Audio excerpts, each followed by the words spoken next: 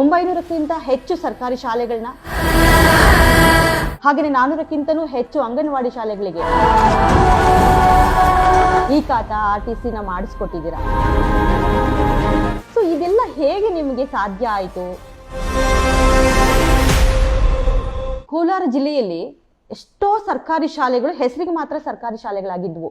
ಆದರೆ ಕೆಲವರು ಯಾರೋ ಅಧಿಕಾರದ ಒಂದು ದುರುಪಯೋಗವನ್ನು ಪಡಿಸ್ಕೊಂಡು ಆ ಸರ್ಕಾರಿ ಶಾಲೆ ಎಲ್ಲಿದೆ ಆ ಕಟ್ಟಡ ಕೂಡ ಸ್ವಾಧೀನ ಪಡಿಸ್ಕೊಂಡ್ಬಿಟ್ಟಿರೋದುಂಟು. ಆದರೆ ಫಾರ್ ದ ಫಸ್ಟ್ ಟೈಮ್ ನೀವು ಜಿಲ್ಲಾಧಿಕಾರಿಯಾಗಿ ನಮ್ಮ ಕೋಲಾರ ಜಿಲ್ಲೆಗೆ ಬಂದ ಮೇಲೆ 900ಕ್ಕಿಂತ ಹೆಚ್ಚು ಸರ್ಕಾರಿ ಶಾಲೆಗಳನ್ನ ಹಾಗೆಯೇ 400ಕ್ಕಿಂತನೂ ಹೆಚ್ಚು ಅಂಗನವಾಡಿಗಳಿಗೆ ಈ ಖಾತಾ RTCನ ಮಾಡಿಸ್ಕೊಟ್ಟಿದ್ದೀರಾ. ಸೊ ಇದೆಲ್ಲ ಹೇಗೆ ನಿಮಗೆ ಸಾಧ್ಯ ಆಯಿತು? ಅಂದರೆ ಈ ಥರ ಥಾಟ್ ಹೇಗೆ ಬಂತು ಸರ್ ನಿಮಗೆ ಇದನ್ನೇ ಮಾಡಬೇಕು ಅಂತ? ಸೊ ಒಂದು ಶಿಕ್ಷಣ ಅನ್ನೋದು ನನಗೆ ನನ್ನ ಹಾರ್ಟ್ಗೆ ತುಂಬ ಕ್ಲೋಸ್ ಆಗಿದೆ. ನಾನು ಶಿಕ್ಷಣದಲ್ಲಿ ತುಂಬ, ಯಾಕಂದರೆ ನಾನು ತಳಮಟ್ಟದಿಂದ ಒಂದು ಬಡ ಕುಟುಂಬದಿಂದ ಬಂದಿರೋಂಥವನು, ನನಗೆ ಅದರ ಅರಿವಿದೆ. ಸೊ ಈ ಶಾಲೆಗಳನ್ನು ನಾನು ನಮ್ಮ ಊರಿನ ಶಾಲೆಯನ್ನು ನಾನು ತೆಗೆದುಕೊಂಡು ಮೊದಲು ನಾನು ಅಲ್ಲಿ ನಮ್ಮ ಊರಿನ ಶಾಲೆಯನ್ನು ಅಡಾಪ್ಟ್ ಮಾಡಿಕೊಂಡೆ. ಆ ನಮ್ಮ ಶಾಲೆಯನ್ನು ಅಡಾಪ್ಟ್ ಮಾಡಿಕೊಂಡ ನಂತರ ನಮ್ಮಲ್ಲಿರುವಂಥ ಅಂಗನವಾಡಿ, ಪ್ರೈಮರಿ ಶಾಲೆ, middle school, high school, junior college ಎಲ್ಲೆಲ್ಲಿ ಓದಿದ್ದೀನಿ ಅಲ್ಲಿ ಎಲ್ಲ ಶಾಲೆಗಳನ್ನು ಅಡಾಪ್ಟ್ ಮಾಡಿಕೊಂಡು ಅದರ ಬೇಸಿಕ್ ಫೆಸಿಲಿಟೀಸನ್ನು, ಬಿಲ್ಡಿಂಗ್ ಇರ್ಬೋದು, ಅವರಿಗೆ ಬೇಕಾದಂಥ ಮೂಲಭೂತ ಸೌಕರ್ಯ ಇರ್ಬೋದು, ಅವರಿಗೆ ಬೇಕಾದಂಥ ಸ್ಮಾರ್ಟ್ ಕ್ಲಾಸ್ಗಳು ಇರ್ಬೋದು, ಆ ಮಕ್ಕಳಿಗೆ ಬೇಕಾದಂಥ ಪುಸ್ತಕಗಳಿರ್ಬೋದು, ಅಥವಾ ಇನ್ಯಾವುದೇ ವಿಚಾರಗಳು ಬಂದಾಗ ನಾನು ಮುಂದಾಗಿ ಪ್ರತಿ ವರ್ಷ ನಾನು ಅಧಿಕಾರಿಯಾದ ಮೇಲೆ ಅದಕ್ಕೆ ಸಹಾಯವನ್ನು ಮಾಡ್ತಾಯಿದ್ದೀನಿ. ಇದು ನನ್ನ ಮನಸ್ಸಿನ ಆಳದಲ್ಲಿ ಹೊಕ್ಕಿದೆ. ಜೊತೆಗೆ ನನಗೆ ತುಂಬ ಹತ್ತಿರ ಆಗಿದೆ. ನಾನು ಜಿಲ್ಲಾಧಿಕಾರಿಯಾಗಿ ಬಂದಾಗ ನನಗೆ 2-3 ಕೇಸ್ಗಳು ನನ್ನ ಎದುರುಗಡೆ ಬರುತ್ತೆ. ಸೊ ಒಂದು ಮೀಟಿಂಗ್ ಮಾಡಬೇಕಾದ್ರೆ BEO ಹೇಳ್ತಾರೆ, ಮತ್ತು ಒಬ್ಬರು ಟೀಚರ್, ಹೈಸ್ಕೂಲ್ ಟೀಚರ್ ಹೇಳ್ತಾರೆ, ನಮ್ಮ ಶಾಲೆಯನ್ನು ಮೊದಲು ಯಾರೋ ದತ್ತು ಕೊಟ್ಟಿದ್ರು, ಅವರ ತಂದೆ ತಾಯಿ ಕೊಟ್ಟಿದ್ದು, ಈಗ ಮಕ್ಕಳು ಬಂದು ಆ ಆಸ್ತಿಯನ್ನು ವಾಪಸ್ ಪಡ್ಕೊಳ್ಳೋದಕ್ಕೆ ಪ್ರಯತ್ನ ಪಡ್ತಾ ಇದ್ದಾರೆ ಅಂತ. ಸೊ ಇದು ನನಗೆ ತುಂಬ ಹರ್ಟ್ ಆಯಿತು.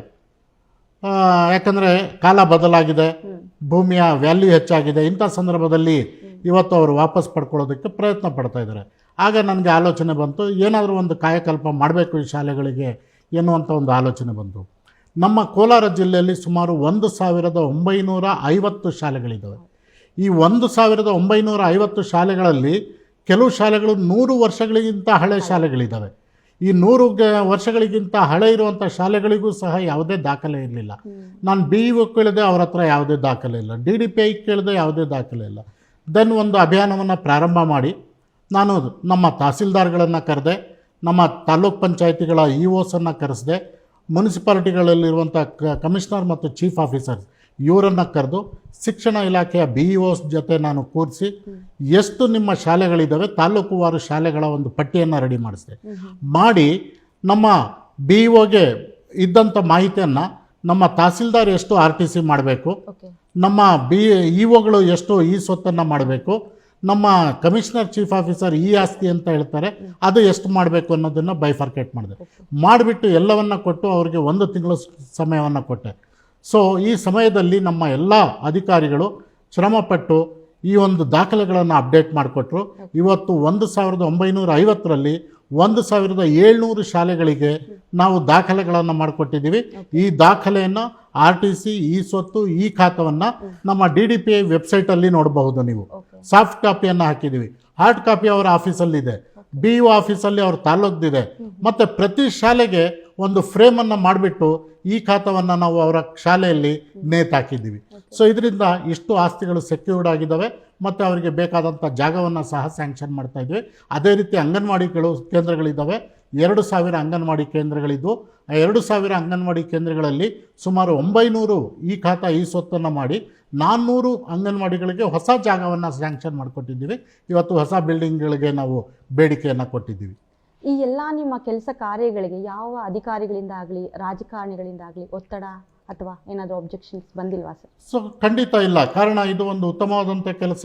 ರಾದರ್ ನಮ್ಮ ಎಲ್ಲ ರಾಜಕಾರಣಿಗಳು ಈ ಕೆಲಸವನ್ನು ಇವತ್ತು ಅಪ್ರಿಷಿಯೇಟ್ ಮಾಡ್ತಾ ಇದ್ದಾರೆ.